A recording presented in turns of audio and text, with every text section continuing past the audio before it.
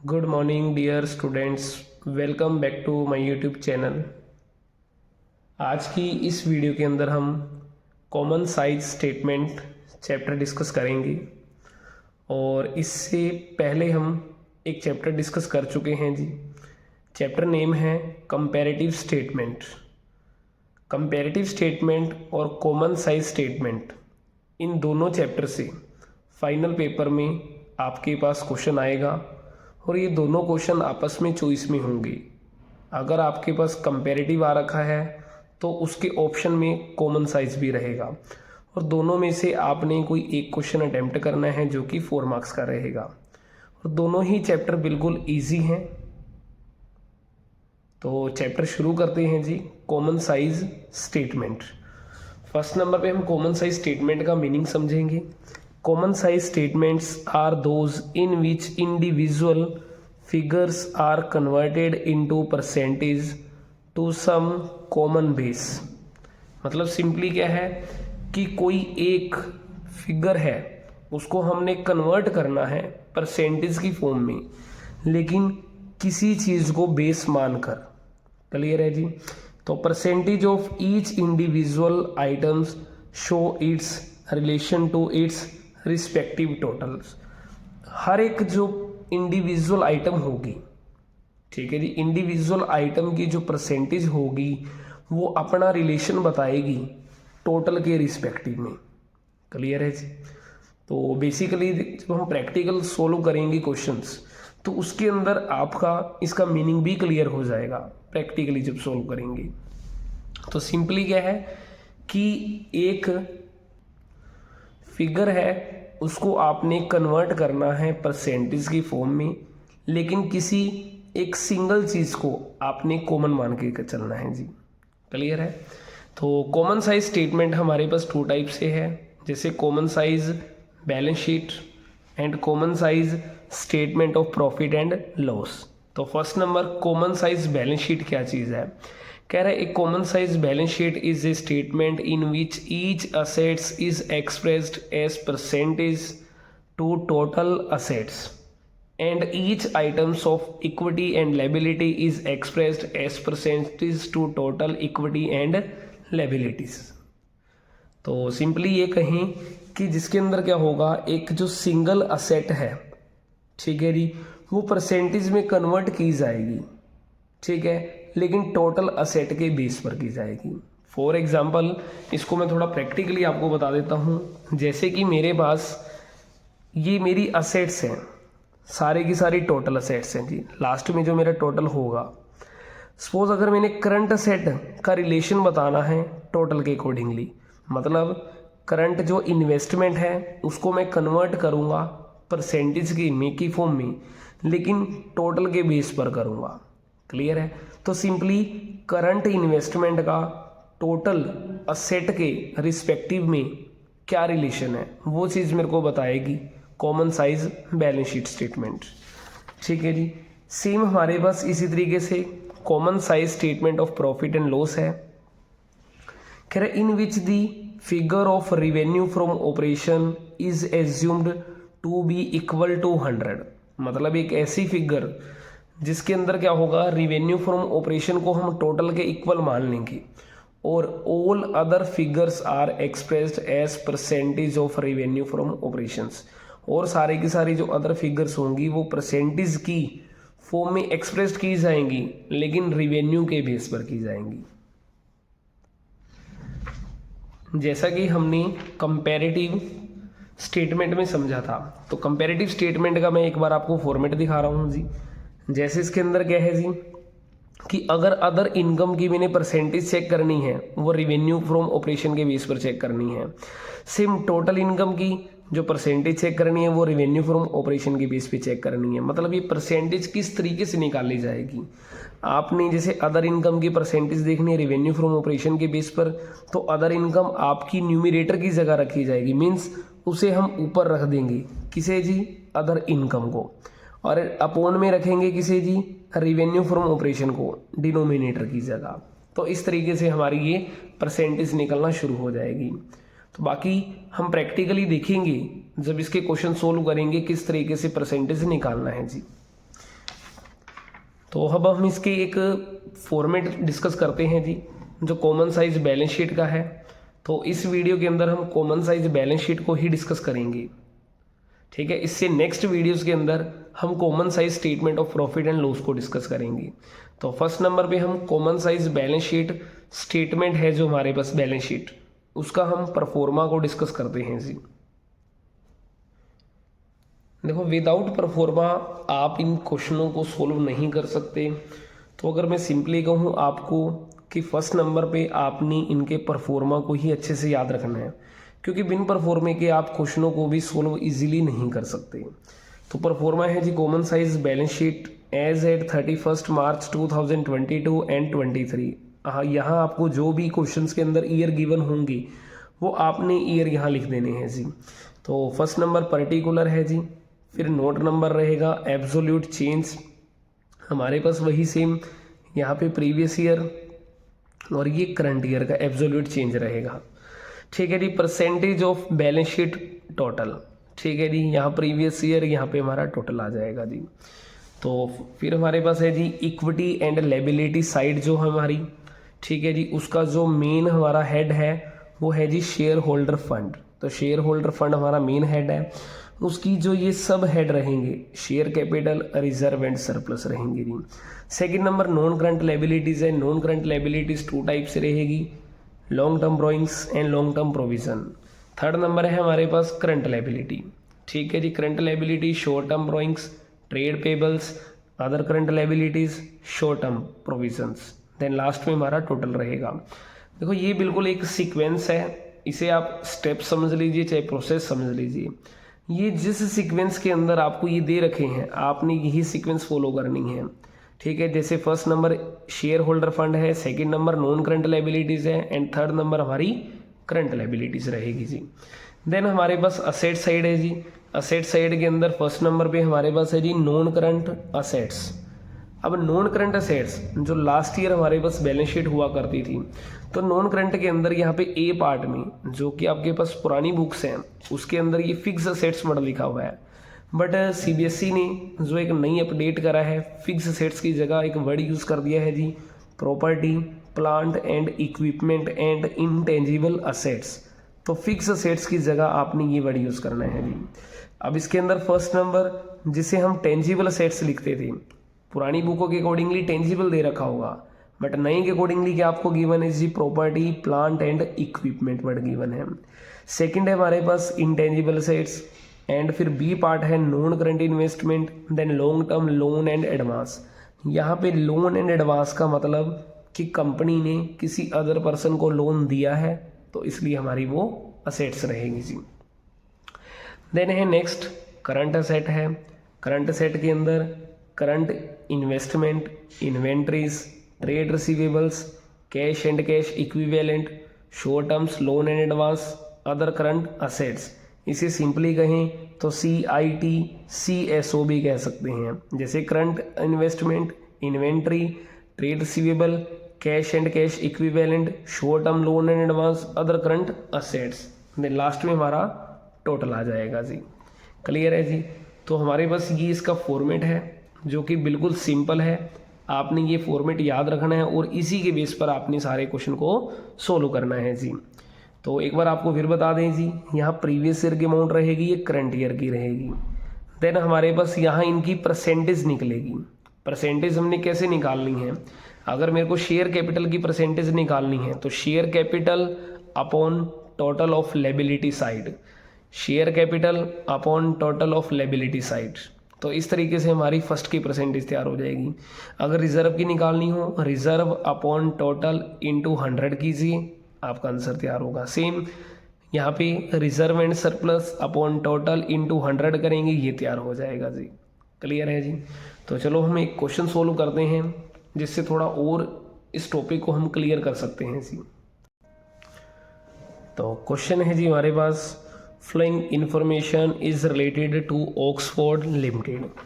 Particulars आपके पास 2022 and 21 का डाटा गिवन है। Equity and shares capital, preference, reserve and surplus, non current, current liabilities, non current assets and current assets. You are required to prepare a common size balance sheet. हमें common size balance sheet बनानी है। देखो कोई ज़रूरी नहीं है कि आपके पास क्वेश्चंस के अंदर कि बैलेंस शीट बनी बनाई आए और आप सिंपली उसे सोल्व करने लग जाओ परसेंटेज निकालने के लिए। क्वेश्चंस के अंदर आपकी बस ये आइटम्स भी गिवन आ सकती हैं जी। इन आइटम को फर्स्ट नंबर आपने परफॉर्मे के अकॉर्डिंगली सेट करना है जी। परफॉर्मे के अकॉर्डिंगली रखकर आपने इसको क्वेश्चंस को सोल्व करना है जी। तो क्वेश्चन सोल्व करते हैं जी। फर्स्ट नंबर हमने परफॉर्मा बना लेना है जी। तो particulars, note number, absolute changes, first number previous year amount, then current year amount, percentage निकालनी है जी। फर्स्ट नंबर प्रीवियस की, देन करंट की रखनी है जी। तो फर्स्ट नंबर हमें बैलेंस शीट का परफॉर्मा तैयार करना है जी। तो फर्स्ट नंबर हमने लिखना क्या है जी, इक्विटी एंड लायबिलिटीज़ लिखेंगे, क्योंकि ये हमारी इसकी साइड होती है। जैसे ये हमारे पास अभी वर्टिकल साइड चलेगी जी, जो कि हमने फर्म के अंदर सीखा था, वो हमारे पास हॉरिजॉन्टल तरीका था बैलेंस शीट का, तो ये वर्टिकल रहेगा जी। तो इक्विटी एंड लायबिलिटी हमारी साइड रहेगी। तो उसके अंदर फर्स्ट नंबर जो हमारे पास है वो है जी शेयर होल्डर फंड। हमारा जो फर्स्ट हेड है वो है जी शेयर होल्डर फंड। और शेयर होल्डर फंड के अंदर हमारे पास दो चीज़ें आएंगी, share capital, reserve and surplus. तो क्वेश्चंस के अंदर चेक करते हैं जी, शेयर कैपिटल है, रिजर्व एंड सरप्लस है। तो इन दोनों का टोटल कर लेंगे जी। टोटल ही हमारा शेयर कैपिटल होगा, क्योंकि आपके पास इक्विटी शेयर भी हैं और प्रेफरेंस भी हैं, तो आपने दोनों का ही टोटल कर लेना है जी। तो इक्विटी एंड प्रेफरेंस हमारे पास 16 एंड 2 टोटल हो गए 18 लाख, ठीक है जी। तो 18 लाख रुपए जो मेरे टोटल बने हैं, अब देखिए ये मेरा 2022 है, तो 22 में ही आपने पुट करना है जी 18 लाख। और जबकि मेरे पास प्रीवियस ईयर है वो भी सेम है जी 18 लाख, तो 18 लाख हमने ये पुट कर देना है जी। क्लियर है। सेकंड नंबर है हमारे पास रिजर्व एंड सरप्लस है। तो रिजर्व एंड सरप्लस भी हमारा शेयर होल्डर फंड की अंडर रहेगा। तो रिजर्व एंड सरप्लस ये 544 लाख है जी। तो यहाँ पे मेरा आ जाएगा 2022 वाला 5,40,000 एंड ये आ जाएगा जी हमारे पास 4 लाख रुपीज़। क्लियर है जी। जिस तरीके से वो कह रहा है बिल्कुल आपने उसी तरीके को फॉलो करना है एंड फॉर्मेट को फॉलो जरूर करना है जी। सेकंड नंबर हमारे पास जो होता था जी वो है जी नॉन करंट लायबिलिटीज़। तो नॉन करंट लायबिलिटीज़ को हम चेक कर लेंगे क्या गिवन है। तो आपके पास नॉन करंट लायबिलिटीज़ ही गिवन है डायरेक्ट, मींस इसके अंडर जो हमारे पास long term borrowings, long term provision वो गिवन नहीं है, इसकी ही अमाउंट हमें डायरेक्ट गिवन है। तो कोई बात नहीं, आप डायरेक्ट पुट कीजिए 14 लाख एंड 14,40,000। तो यहाँ 14 लाख आ जाएंगे और यहाँ अपने पास 14,40,000 आ जाएंगे जी। क्लियर है जी। थर्ड नंबर है हमारे पास करंट लायबिलिटी, क्योंकि थर्ड नंबर ही करंट लायबिलिटी का है। तो करंट लायबिलिटी को पुट कीजिए। लो जी current liabilities first number 4 lakh and then 720, 4 lakh and 7,20,000 rupees, ठीक है जी। देन हमारे पास लास्ट में इसका कर देंगे हम टोटल, और टोटल करने के बाद हमारे पास इसका क्या आ रहा है जी वो लिख लेते हैं। तो हमारे पास ये हो गए जी 18 लाख, 18 और 18 हो गए 36 एंड 4 टोटल हो जाएगा जी अपने पास 40 लाख रुपीज़। क्लियर है जी। सेम इसको टोटल कर लेते हैं। ये हमारे पास 14 एंड 5 टोटल हो गई जी 19 और 18 हो गए 37 लाख एंड 7 हो गया जी अपने पास 44 lakh and 44 lakh and 40 20 then total हो गया 45 लाख रुपीज़ जी। तो ये हमारा टोटल बन गया। अब हम चलते हैं जी असेट के लिए। तो सेकंड साइड जो मेरी होगी वो असेट साइड होगी जी। असेट साइड के अंदर से फर्स्ट नंबर मेरे को गिवन क्या है जी, नॉन करंट असेट्स। क्लियर है जी। तो नॉन करंट असेट्स हमें गिवन है और नॉन करंट असेट्स का जो नाम है हमारा वो चेंज हो चुका है जी। तो उसकी जगह हम वर्ड यूज़ करेंगे जी, ठीक है जी, प्रॉपर्टी, प्लांट, ठीक है जी, property, plant and equipment and intangible assets. हम बिल्कुल ये वर्ड यूज़ करेंगे जो नई अपडेट के अकॉर्डिंगली रहेगा जी। तो हमारे पास नॉन करंट असेट्स की वैल्यू गिवन है 28 लाख एंड 30,60,000। तो ये आ जाएगा जी 28 लाख, 30 लाख, 60,000 रुपीज़ बन जाएगा। और बी है हमारे पास इसी के अंदर गिवन, वो है जी current assets, and current assets को पुट कर देंगे जी। तो करंट असेट्स की वैल्यू है 12 एंड 14 लाख 40,000, तो 12 लाख आ जाएगा एंड 14 लाख 40,000 आ जाएगा जी। एंड लास्ट में हम इसका भी टोटल कर देंगे, ठीक है जी। 28 और 12 टोटल हो जाएंगे अपने 40 लाख रुपीज़, एंड 30 एंड 14, तो हमारे पास 44 लाख एंड 1 लाख, टोटल हो गया 45 लाख रुपीज़। क्लियर है जी, ये हमारे पास तैयार हो चुकी है। और यहाँ परसेंटेज आपकी ऑलवेज 100 ही रहेगी, ठीक है जी। 100 कर दीजिए। अब हमने सिंपली करना क्या है जी, 18 लाख अपॉन 40 लाख इंटू 100 करना है जी। सिंपली 18 अपॉन 40 गुना में 100 कर देना है अपनी। देखो जी, मेरे पास 18 लाख अपॉन में 40 लाख इंटू 100 रहेगा, तो ये तरीका करना है आपने। तो फर्स्ट नंबर इक्वल 0 कट कर दीजिए, इक्वल 0, यहाँ अपनी 5 कट हो गई, यहाँ पे 5 कट कर दीजिए। अब हम 1 सिंगल 0, आपकी ये सिंगल 0 यहाँ कट जाएगी। क्लियर है जी। और इसे कट कीजिए 2 आ जाएगा, इसे कट कीजिए 5 आ जाएगा, और इसे कट करेंगे 9 आ जाएगा जी। तो 9 इंटू 5 करेंगे, हमारे पास टोटल होगा 45%, मतलब हमारे पास जो फर्स्ट की परसेंटेज आएगी वो 45% आ जाएगी। Same 4 lakh upon 40 lakh into 100 कीजिए, मीन्स अगर देखा जाए तो ये 10 टाइम्स है कम आपका, तो हमारा आंसर जो रहेगा वो 10% रहेगा। सेम आपने क्या करना है जी, 14 लाख अपॉन 40 लाख इंटू 100 करेंगे जी। तो सिंपली इसे सोल्व करने के बाद हमारा जो आंसर रहेगा वो 35% रहेगा, आप निकाल सकते हैं इजीली, ठीक है जी।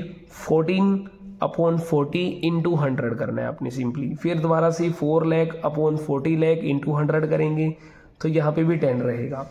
अब इनका जो टोटल है हमारा वो 100 आना ज़रूरी है जी, बिल्कुल याद रखना, ठीक है जी। तो 18 लाख अपॉन 45 लाख इंटू 100 करेंगे, लो जी 18 लाख और अपॉन 45 लाख इंटू 100, तो इनकी इक्वल 0 मैंने ऑलरेडी कट कर दी। अब इसे सोल्व कर लेते हैं जी, 5 5 9 ज़ा एंड 5 2 ज़ा, और इसे कट करेंगे 9 दूनी 18, टोटल करेंगे जी 40%, तो हमारे पास ये भी 40% आ जाएगा। सेम 540 अपॉन 45 लाख इंटू 100 कीजिए, आपका ये तैयार हो जाएगा जी 12%। और सेम इसी तरीके से हमारा 14,40,000 अपॉन 45 लाख इंटू 100 करेंगे जी, तो हमारे पास सेम इसकी परसेंटेज 32 रहेगी। 7,20,000 अपॉन 45 लाख इंटू 100 करेंगे जी, तो ओवरऑल इसी तरीके से हमारे पास इसकी भी 16% आ जाएगी। फिर लास्ट में हमारा इसका भी 100 टोटल रहेगा।